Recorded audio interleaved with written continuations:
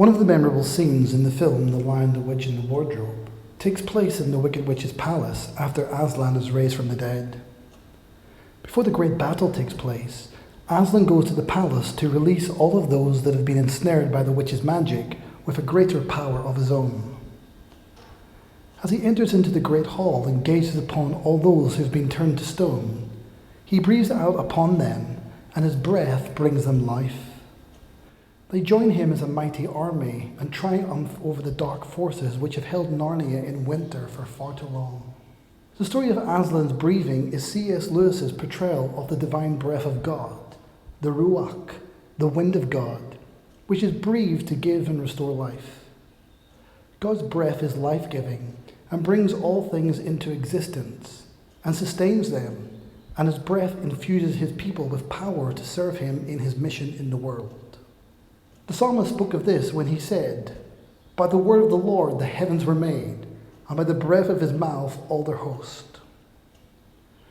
Job too could testify about this breath when he said, "The Spirit of God has made me, and the breath of the Almighty gives me life." In Ezekiel we have the famous story of how the valley of dry bones are brought back to life. In chapter 37 we are told in this narrative, "So God grabbed me. God's Spirit took me up and set me down in the middle of an open plain strewn with bones. He led me around and among them, yes, a lot of bones. There were bones all over the plain, dry bones bleached by the sun. He said to me, 'Son of man, can these bones live?' I said, 'Master God, only you know that.' He said to me, 'Prophesy over these bones. Dry bones, listen to the message of God.' God the Master told the dry bones, 'Watch this. I'm bringing the breath of life to you and you'll come to life.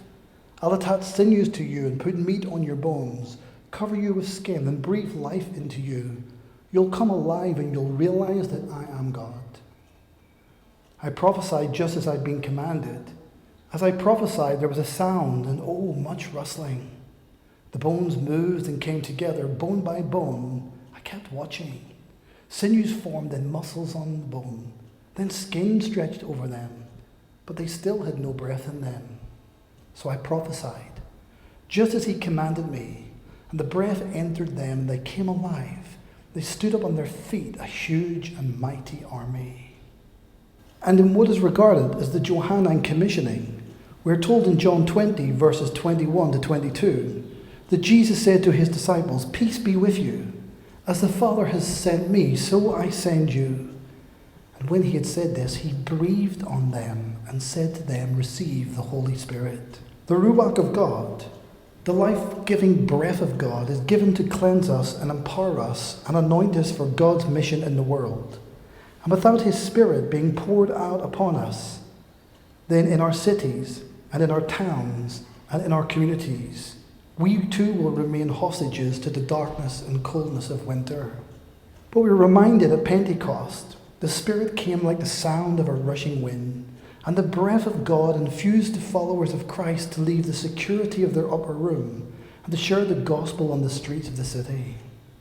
On Thursday the 5th of June, the Nazarene Church across the British Isles is holding a national day of prayer to pray that God's breath would come upon us afresh, come upon our nation, come upon our communities, that we might too be refilled with the life-giving Spirit, giving us power and his presence to be effective witnesses in our communities as we share the good news of Jesus through loving words and loving actions.